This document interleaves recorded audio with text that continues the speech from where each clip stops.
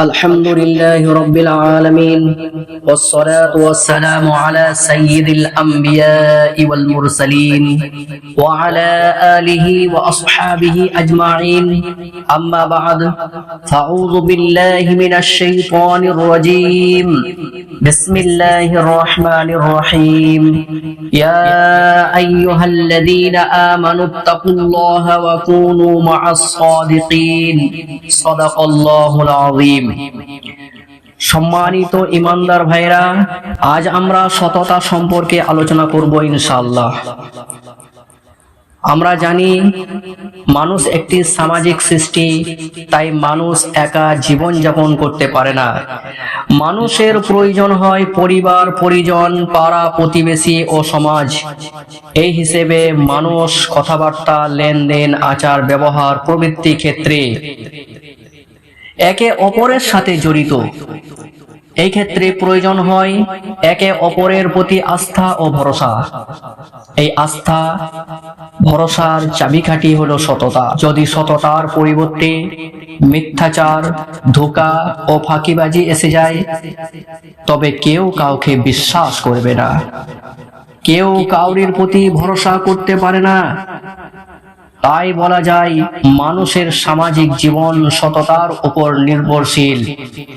এই পৃথিবীতে মানুষের সুষ্ঠু জীবন যাপনের উদ্দেশ্য হলো সততা। এই জন্য কুরআন ও হাদিসে সততার প্রতি খুব জোরালো আদেশ দেওয়া হয়েছে। যেমন সূরা তওবার 119 নম্বর আয়াতে আল্লাহ তাআলা বলেছেন, ইয়া আইয়ুহাল্লাযীনা আমানুত্তাকুল্লাহা ওয়া কুনু মা'আস সাদিকিন। হে ঈমানদারগণ, তোমরা আল্লাহকে ভয় করো এবং সত্যবাদীদের সাথে হয়ে যাও। এই আয়াতে আল্লাহ তাআলা মুমিনদেরকে দুটি বিষয়ের আদেশ দিয়েছেন। নাম্বার 1, সর্বক্ষেত্রে আল্লাহকে ভয় করে চলা, এরই নাম হলো তাকওয়া। নাম্বার 2, সত্যবাদীদের দলভুক্ত হওয়া, অর্থাৎ যাদের ভিতর ও বাহির সমান, যাদের কথা ও কাজে মিল আছে, যারা আল্লাহর ইবাদত, উপাসনা ও মানুষের সাথে কথাবার্তা, লেনদেন সর্বক্ষেত্রে সত্যবাদী। আল্লাহ তাআলা এই আয়াতে ঈমানওয়ালাদেরকে তাদের সাথে থাকতে ও তাদের মতো সততা অবলম্বন করতে আদেশ দিয়েছেন। হাদিসে সততার প্রতিনিধিত্ব করে রাসূলুল্লাহ সাল্লাল্লাহু আলাইহি সাল্লাম বলেছেন, আলাইকুম বিসসিদক ফাইন্নাস সিদকা ইয়াহদি ইলাল বির ওয়া ইন্নাল বিররা ইয়াহদি ইলাল জান্নাহ। তোমরা সত্যবাদী হও, কেননা সততা নেকির পথে পরিচালিত করে আর নেকি জান্নাতের পথ দেখায়। এটা সহিহ মুসলিমের 2607 নম্বর হাদিস।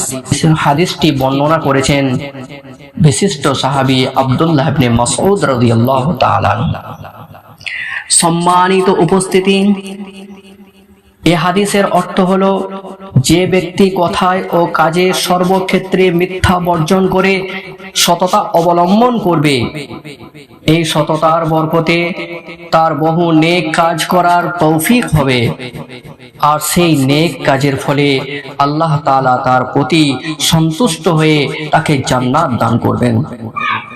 কখনো এমন অবস্থায় সম্মুখীন হতে হয়, মনে হয় যেন সেখানে সত্য কথা বললে বিপদে পড়তে হবে, আর মিথ্যা বললে কোনো সমস্যাই থাকবে না। অনেকেই এমন পরিস্থিতিতে মিথ্যার আশ্রয় নিয়ে থাকে।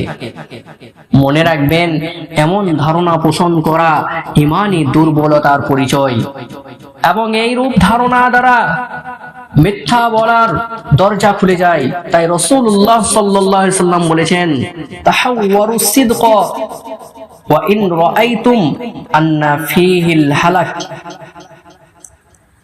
فإن فيه النجاة واجتنبوا الكذب وإن رأيتم أن فيه النجاة فإن فيه الهلكة। তোমরা সততা অবলম্বন করো, যদিও তোমাদের মনে হয় যে তাতে বিপদ রয়েছে, কেননা প্রকৃতপক্ষে সততায় আছে মুক্তি। আর তোমরা মিথ্যা পরিত্যাগ করো, যদিও তোমাদের মনে হয় যে তাতে মুক্তি রয়েছে, কেননা বাস্তবে মিথ্যাচার রয়েছে ধ্বংস। ইমামে বাইহাকি রহমতুল্লাহ আলাইহি লেখা মাকারিমুল আখলাক নামক কিতাবে 137 নম্বরে এই হাদিসটি বর্ণিত আছে। প্রিয় শ্রোতা মণ্ডলী, একটা ঘটনার দিকে লক্ষ্য করলে আমরা বুঝতে পারবো সততার বরকত সম্পর্কে। আজ আপনাদেরকে একটি বাস্তব ঘটনা শোনাতে যাচ্ছি। ঘটনাটা এই যে ইসলামের দ্বিতীয় খলিফা হযরত উমর ইবনুল খাত্তাব রাদিয়াল্লাহু তাআলা নিজের শাসন আমলে মানুষদের অবস্থা জানার জন্য রাতের অন্ধকারে ছদ্মবেশে জনবসতিতে ঘুরে বেড়াতেন। একদিনের ঘটনা, তিনি আসলাম নামক এক ব্যক্তিকে সঙ্গে নিয়ে রাতের অন্ধকারে মদিনার বিভিন্ন জায়গায় ঘুরে বেড়াচ্ছিলেন। সেদিন ঘুরতে ঘুরতে ক্লান্ত হয়ে আরাম করার জন্য একটি দেওয়ালে হেলান দিয়ে বসে পড়লেন। এমন সময় তিনি একটি ঘরের ভেতর থেকে শুনতে পান এক বুড়িমা তার মেয়েকে বলছে, যাও, ওখানে দুধ রাখা আছে, দুধে কিছুটা পানি মিশাও। তখন মেয়েটি বলল, আম্মাজান, আপনি কি জানেন না আজ আমাদের আমিরুল মুমিনিন কি নিষেধাজ্ঞা জারি করেছেন? বুড়িমা বলল, না, আমি জানি না। মেয়েটি বলল, আমাদের আমিরুল মুমিনিন ঘোষণা করেছেন যে কেউ যেন দুধে পানি মিশিয়ে বিক্রি না করে। বুড়িমা তখন বলল, এখানে তো আমিরুল মুমিনিন বা অন্য কেউ তোমাকে দেখতে পাচ্ছে না, তাই তুমি যাও, দুধে পানি মেশাও। মেয়েটি বলল, আম্মাজি, আমরা আমাদের আমিরুল মুমিনিনের কথা লোকদের সামনে হলে মানব, আর নির্জনে হলে মানব না, এটা ঠিক নয়।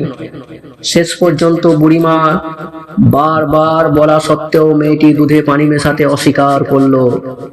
হযরত ওমর রাদিয়াল্লাহু তাআলা আনহু বুড়িমা ও তার মেয়ের এসব কথা গোপনে শুনছিলেন।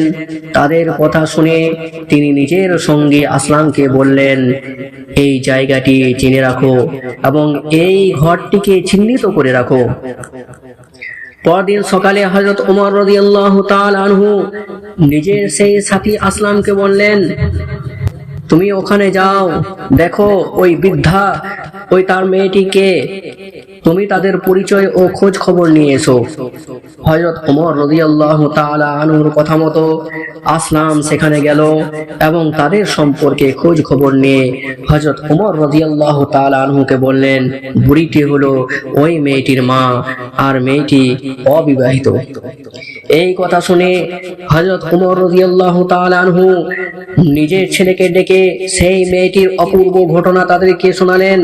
এমনকি খলিফা হযরত ওমর রাদিয়াল্লাহু তাআলা আনহু নিজের ছেলেদের সামনে বললেন, আমার মনের ইচ্ছা তোমাদের কেউ ওই গুণবতী মেয়েটিকে বিবাহ করো, কেননা তার মধ্যে রয়েছে সততার মতো মহান গুণ।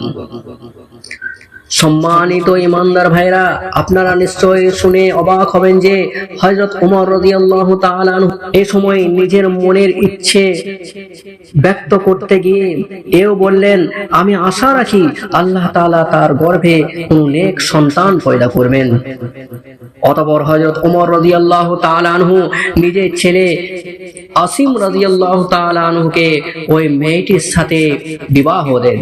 অবাক কাণ্ড, পরবর্তীতে দেখা গেল ওই মেয়েটির গর্ভে এমন এক পুণ্যবতী কন্যা সন্তান জন্মগ্রহণ করলো, যার পুত্র হলেন মুসলিম জাহানের ন্যায়পরায়ণ শাসক হযরত ওমর ইবনে আব্দুল আজিজ রহমাতুল্লাহ আলাইহি। অর্থাৎ যে রমণীটি দুধে পানি মেশাতে অস্বীকার করেছিলেন তিনি হলেন হযরত ওমর ইবনে আব্দুল আজিজ রহমাতুল্লাহ আলাইহির নানিমা।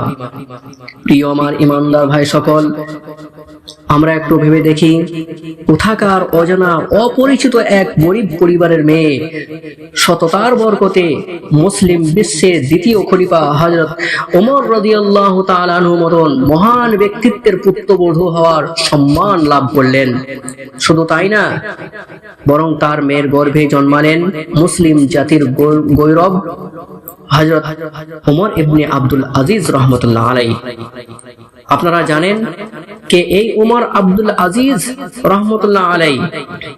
ইসলামের ইতিহাস বিশেষজ্ঞরা বলছেন, চারজন খোলাফায়ে রাশিদিনের পর যদি কাউকে পঞ্চম খলিফা রাশিদ বলা হয় তবে তিনি হবেন হযরত উমর ইবনে আব্দুল আজিজ রহমতুল্লাহ আলাই। উমর ইবনে আব্দুল আজিজ রহমতুল্লাহ আলাই ছিলেন বহু ভালো গুণের অধিকারী। যেমন তার একটি বিশেষ গুণ হলো তিনি জীবনে কখনো মিথ্যা কথা বলেননি। মাকারিমুল আখলাক কিতাবের 47 নম্বর পৃষ্ঠায় লেখা আছে, একবার হযরত উমর ইবনে আব্দুল আজিজ রহমতুল্লাহ আলাই ওয়ালিদ ইবনে আব্দুল মালিকের সাথে কোনো এক বিষয়ে কিছু কথা বলছিলেন। ওয়ালিদ তাকে বলেছিল, আপনি মিথ্যা বলছেন। হযরত উমর ইবনে আব্দুল আজিজ রহমতুল্লাহ আলাই তখন ওয়ালিদকে বলেছিলেন, যখন থেকে আমি এই কথা জেনেছি যে মিথ্যা বলা মস্ত বড় দোষ, তখন থেকে আমি কখনো মিথ্যা কথা বলিনি। সুবহানাল্লাহ। যাই হোক, দুধে পানি না মেশানোর এই ঘটনার দ্বারা বোঝা গেল যে পিতামাতার সততার বরকত সন্তানেরাও লাভ করে। তাই আমরা যদি চাই যে আমাদের সন্তান সন্ততি ও আগামী প্রজন্ম নেক ও সৎ হোক, তাহলে আমাদেরকে সততা অবলম্বন করতে হবে এবং নিজের পরিবার বর্গ ও বাড়ির মহিলাদেরকে সততার প্রতি উদ্বুদ্ধ করতে হবে। এটা হলো এই ঘটনার শিক্ষণীয় বিষয়। প্রিয় মা শ্রোতা মণ্ডলী, সততা সর্বক্ষেত্রে অপরিহার্য আর মিথ্যা সর্বক্ষেত্রে বর্জনীয়। বিশেষ করে মনে রাখবেন, বেচা কেনা ও লেনদেনের ক্ষেত্রে সততা বইয়া আনে বরকত, আর মিথ্যার ফল হয় বেবরকতি। একথা স্বয়ং রাসূলুল্লাহ সাল্লাল্লাহু আলাইহি সাল্লাম বলেছেন। সহিহ বুখারী শরীফের 2008 নম্বর হাদিসে বিশিষ্ট সাহাবী হযরত হাকিম ইবনে হিজাম রাদিয়াল্লাহু তাআলা আনহু থেকে বর্ণিত আছে যে রাসূলুল্লাহ সাল্লাল্লাহু আলাইহি সাল্লাম বলেছেন, ক্রেতা ও বিক্রেতা উভয়ে যদি সত্য কথা বলে এবং একে অপরের মালের দোষটি বলে দেয় তবে তাদের বেচা কেনায় বরকত হয়।